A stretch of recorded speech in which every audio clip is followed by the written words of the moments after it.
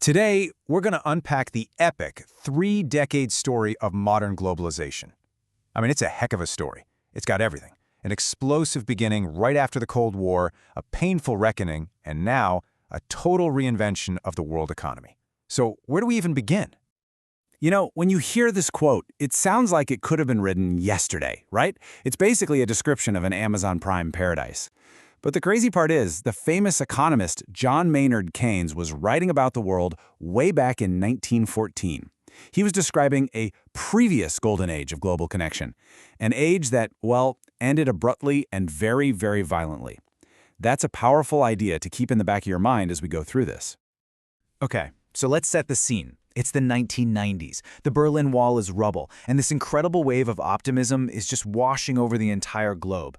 This was the birth of modern globalization, a time of just explosive growth and this powerful belief that the whole world was becoming one giant, integrated marketplace.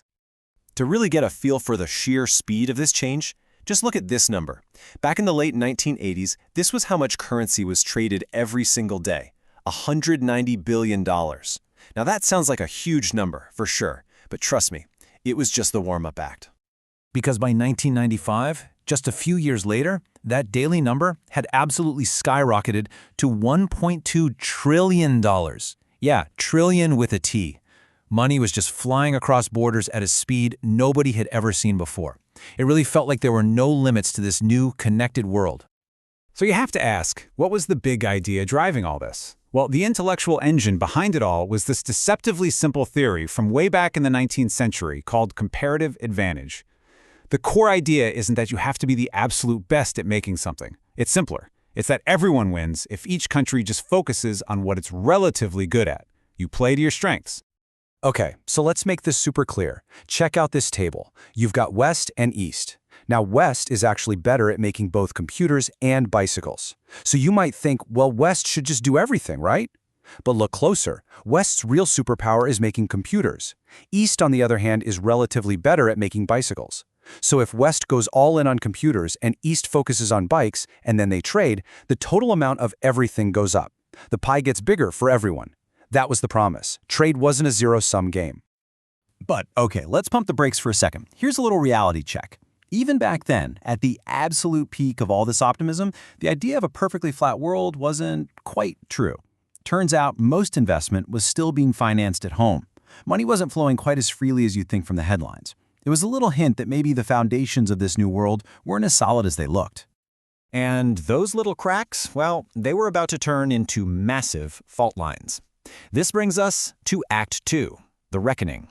That early, dizzying optimism was about to run headfirst into a series of brutal shocks, and the whole idea of globalization came under serious attack. You can almost pinpoint the moment the mood started to shift. It was 2006, with the collapse of these huge global trade talks. It was a big deal because for the first time in decades, the political will to just keep pushing for more free trade, it just evaporated. The global consensus was breaking apart. And after that, it felt like the hits just kept on coming. The 2008 financial crisis was a massive body blow. It completely shattered people's faith in that interconnected financial system that had powered the whole boom. And by 2019, all these events gave rise to a new and kinda scary word, deglobalization. And deglobalization is pretty much exactly what it sounds like. For the first time in modern memory, all the things we used to measure globalization, trade, investment, capital flows, they were all going in reverse. Everything that had been going up, up, up was suddenly going down. The world was starting to pull apart.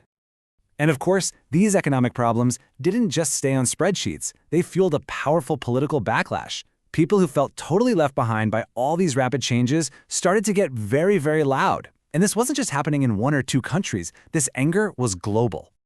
And this is where that parallel from the very beginning becomes really chilling. Remember that vibrant, super-connected world from 1914 that Keynes was talking about? Well, all this talk of deglobalization brought that memory rushing right back.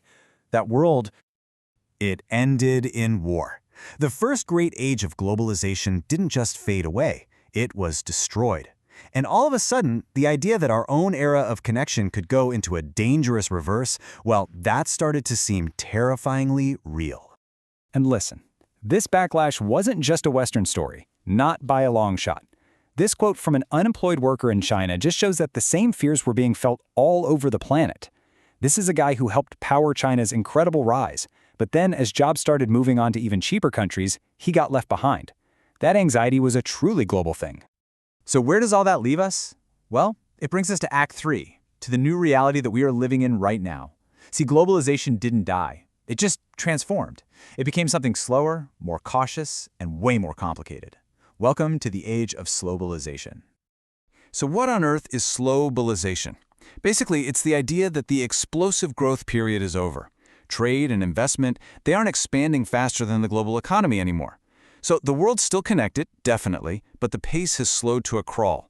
The high-speed train has become a local commuter. And this chart, this picture tells the whole story. Just look at the contrast. You've got that steep, rapid climb during the boom years, and then after the financial crisis, it just flatlines. The engine didn't shut off completely, but it was throttled way, way back. Now, it's really tempting to blame this all on politics and trade wars, and that's part of it, for sure. But there were deeper things going on. The easy wins, like making shipping cheaper, were mostly gone. And big companies started realizing, hey, maybe having our supply chain stretched all the way across the planet has some hidden risks. On top of that, China started making more of its own stuff instead of just assembling parts from other places. And if all that wasn't enough, another layer got added to this, and it's a really big one. The global economy started to fracture along geopolitical lines. We're moving away from that idea of one single system and towards a world of competing economic teams. These numbers just show you how huge this shift has been. At the end of the Cold War, the world's non-democratic nations were a pretty small slice of the global economy. Today, their share of global GDP has more than doubled. Their share of the world's biggest companies has jumped from just 3% to 30%. This isn't a small adjustment, it's a fundamental rebalancing of global power. And this visual just hammers the point home. The autocratic world now makes up over a third of the entire global economy. The West is no longer the only game in town, not even close. We are living in a bipolar economic world, and that's a reality that would have been totally unthinkable back in the 90s. So this is where our story leaves us for now. I think what it shows is that globalization was never some unstoppable force of nature.